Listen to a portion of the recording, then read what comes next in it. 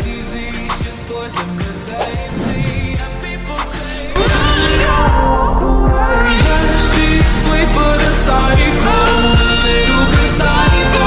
At night she's screaming, my mind.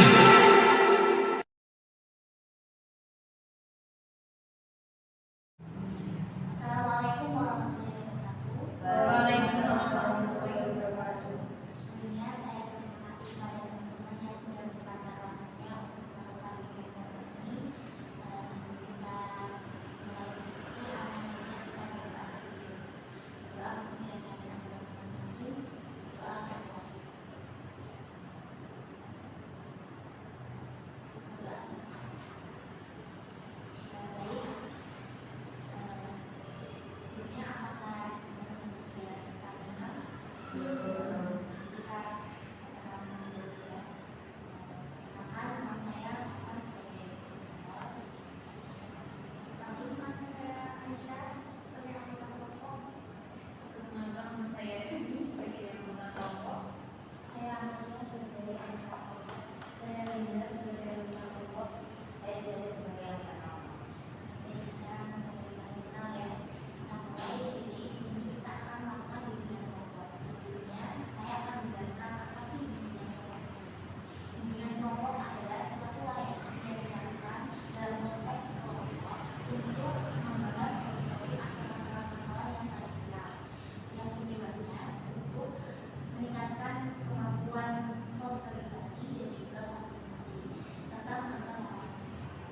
Nah, dalam bimbingan kelompok ini ada tahap-tahap. Yang pertama adalah pembentukan, yang kedua adalah tahap peralihan, yang ketiga adalah tahap kegiatan, yang terakhir adalah tahap penelitian.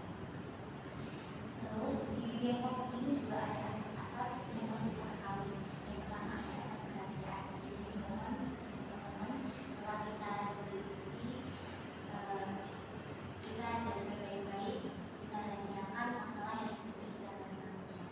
Dan ada asas keterbukaan. Jadi di sini kita akan saling terbuka dan tidak ada yang ditutup. Yang terakhir ada asas kesetaraan. Jadi teman-teman di sini itu akan saling sendiri tanpa adanya masalah.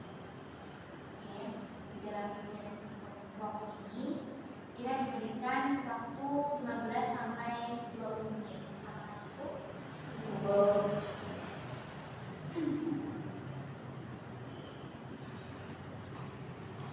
Jadi sebelum kita melakukan bimbingan kelompok ini, saya akan menjelaskan kembali apa sih bimbingan kelompok. Bimbingan kelompok adalah suatu layanan yang dilakukan dalam konteks kelompok untuk membahas topik-topik atau masalah-masalah yang dikenal yang bertujuan untuk meningkatkan kemampuan sosialisasi dan juga komunikasi serta mengawasi. Nah, apakah teman-teman di sini sudah siap untuk melakukan bimbingan kelompok ini? Siap. Baik, kita mulai pembahasan. Nah, pembahasan kali ini bisa jadi teman-teman atau bisa juga bukan saya. Mulai saya kamu ya, baik, masalah hari ini saya tentukan tentang bullying ya.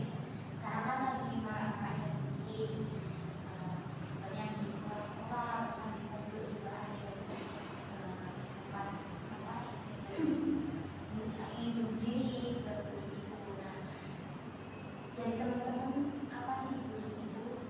Bisa dijelaskan dari Aisyah. Itu suatu penganiayaan seseorang terhadap seseorang yang baik verbal maupun non verbal. Seperti verbal itu seperti kata-kata, kata kasar atau mengejek atau mengatakan suatu kekurangan dari seseorang. Lalu yang non fisik, non verbal seperti fisik, memukul, terus menendang, dan yang secara fisik. Kalau menurut saya, bullying itu kayak tindakan menyimpang, dilakukan oleh seseorang pada orang lain dengan tujuan untuk mencelakai gitu, artinya baik dengan fisik maupun dari perkataan.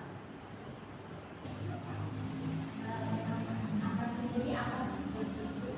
Menurut saya bullying itu kegiatan negatif yang dilakukan dilakukan seseorang, yang dilakukan seseorang terhadap seseorang, dia dilakukan secara sengaja. Kalau menurutnya sendiri apa? Menurut saya seperti membiarkan orang lain atau kayak menyakiti secara fisik maupun tidak fisik.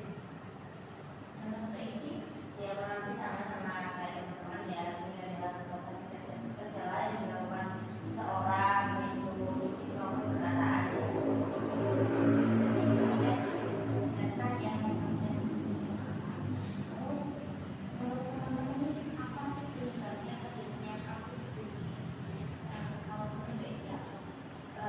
Mungkin menurut saya ya bullying terjadi karena mungkin kurangnya pemahaman emosional dari seseorang tersebut. Dalam hal itu dia tidak mungkin juga tidak bersyukur atas dirinya, makanya itu dia kayak jahil gitu kepada orang. Bisa jadi juga itu mungkin karena trauma masa lalu. Mungkin dia dulu pernah dibully, terus tapi dia itu tidak bisa balas dendam gitu lah dengan itu. Terus waktu dia besar tuh dia juga mau melakukan bullying kepada orang lain gitu. Itu juga mungkin karena lingkungan juga, lingkungannya kayak teman-temannya tuh mungkin juga apa ya kurang dekat juga. Kalau menurut ini apa penyebab bullying? Menurut saya penyebab bullying itu karena kurangnya empati dan pengetahuan tentang bagaimana di dalam mereka mengenali orang lain. Menurut Anda sendiri apa? Kalau menurut saya faktor utamanya itu dari rasa nggak suka. Kalau menurut saya sama aja. Saya cuma lebih kayak dia mungkin kurang apa ya, memiliki rasa kasih sayang. Dia mungkin di rumah melihat orang tuanya memperlakukan ibunya mungkin kayak gitu, jadi dia menyontoh apa yang dilakukan oleh orang tuanya.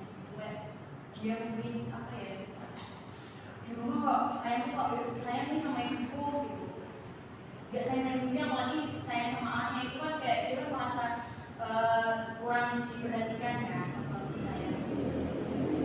Aisyah sendiri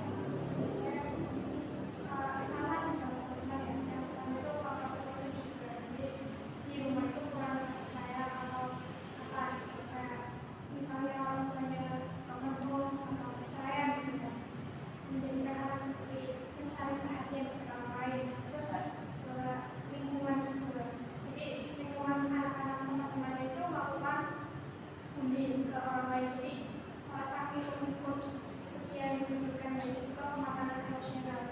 Anak itu tidak tahu bahwa ini itu apa ya, perbuatan baik apapun itu nggak tahu, karena pemakanan emosional itu belum matang. Jadi dari penyebab bullying tadi banyak sekali yang sekolah-sekolah saya sebut tadi bodoh-bodoh, ada yang apa ya mentalnya tuh sampai rusak, bahkan ada yang berpikiran kayak bunuh itu kan yang sangat fatal ya. Terus menurut teman-teman apabila teman-teman itu sebagai calon guru BK sekolah ya, apa tindakan teman-teman ketika ada di lingkungan tersebut? Dan Terutama yang korban bullying, kita harus melawan bahwa kita tuh tidak mau dilakukan merasa dianiaya ya. Terus kita melapor dari pihak yang berwajib seperti guru BK, orang tua. Nah itu kan merupakan juga diri kita ya, karena kita sudah melapor. Lalu kita tuh bisa melawan bahwa kenapa dia itu bisa dibully, karena dia mengizinkan dirinya sendiri untuk dibully. Coba kalau mereka melawan, pasti dia nggak akan merasakan dibully. Kalau dari saya mungkin untuk yang melakukan pembulian ya, itu memberikan edukasi untuk pemahaman sih bahwa apa yang dilakukan itu nggak baik gitu buat orang lain dan orang sekitarnya. Terus kalau untuk yang korbannya itu ya kayak bisa mati, dia harus bisa melawan apa yang diperlakukan ke dia, itu dia harus bisa melawan dan harus bisa apa ya menyuarakan apa yang dirasakan dia.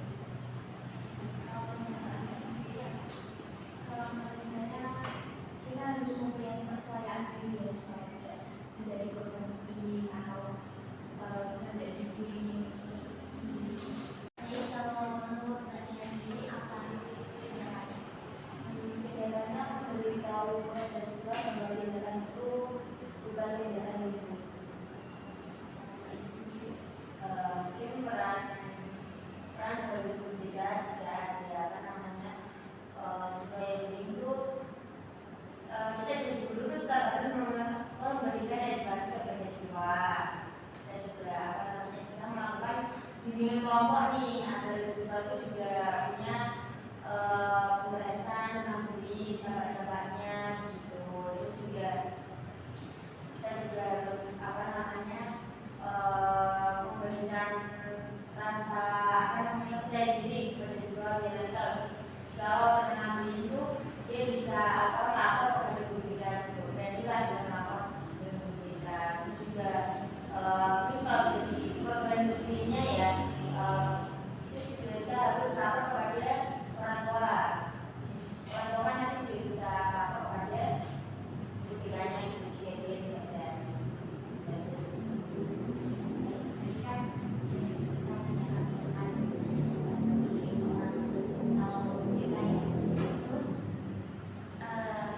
Bagaimana sih solusi setelah ada tindakan tersebut? Apakah ada solusi yang lebih efektif dari kasus ini?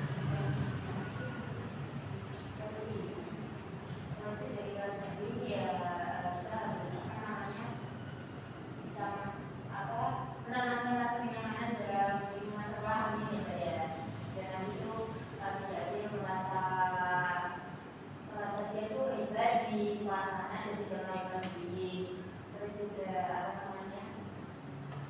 solusinya juga mungkin sekolah bisa membuat laman bisa untuk laporan kalau ada bullying begitu.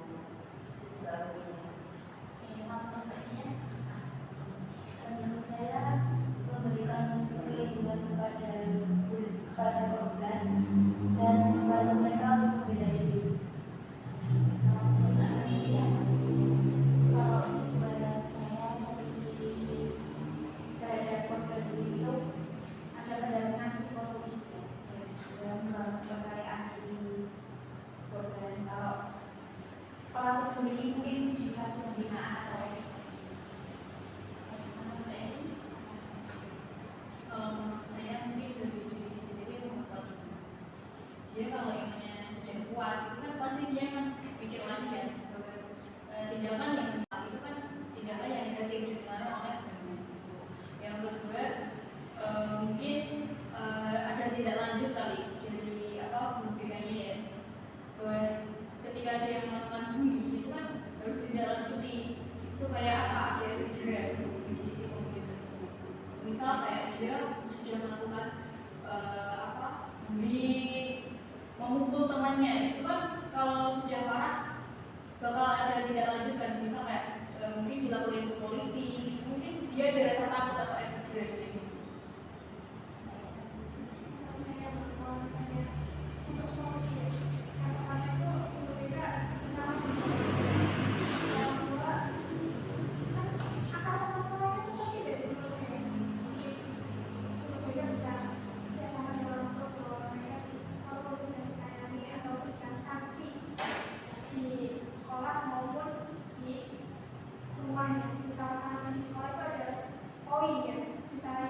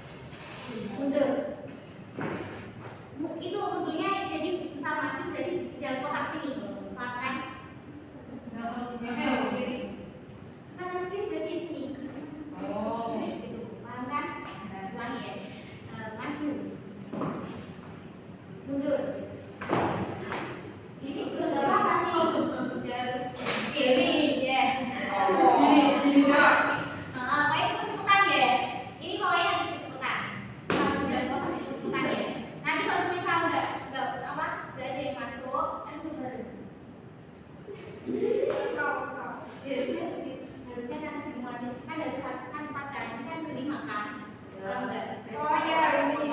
iya langsung aja kalau semua Lanjut, lagi Mir.